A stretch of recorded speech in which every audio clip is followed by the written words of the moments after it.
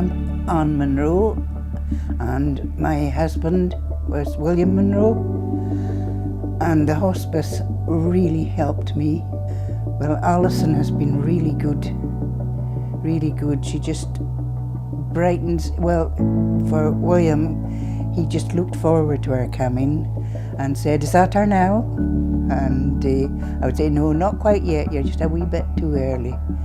But when Alison would come in and they would blether away and they'd be having jokes with one another. He had a lot to chat about, and although he wasn't terribly keen to have the service in the first instance, that all changed as time went on. And I was very privileged to share their 56th wedding anniversary with them. Sometimes he would be tired and he would just be having a wee sleep, and we would go through to the kitchen and we would have coffee and just talk away there and just give him a while to sleep.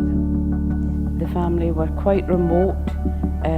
They didn't have a lot of family coming back and forth. They didn't have a lot of neighbours and friends coming in about, so they were very isolated. And I initially went to them about once a fortnight, and that increased as the gentleman became frailer. She would go for shopping if I wanted any shopping.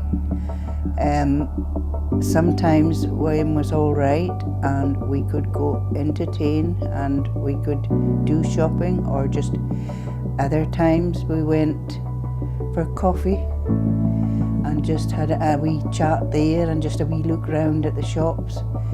Not long, but it was long enough.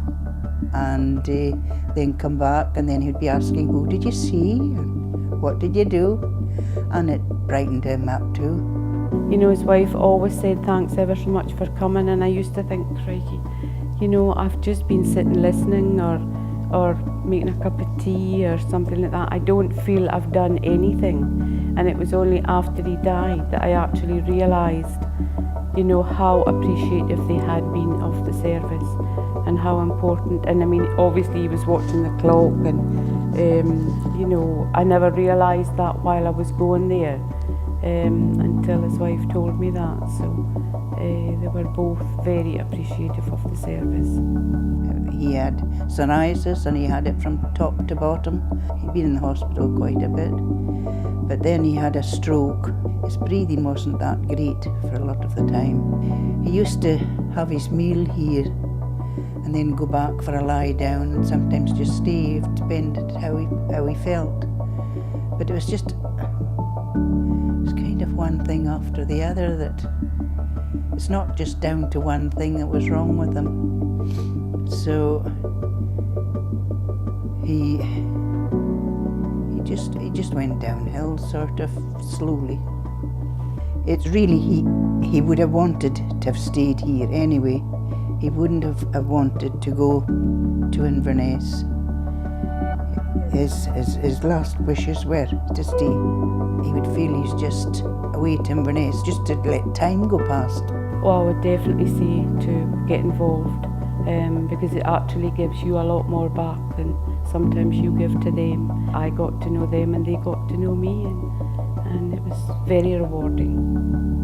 I mean, Alison was so good and so kind, and she understood, and she just kind of knew what we were thinking, and that helped a lot.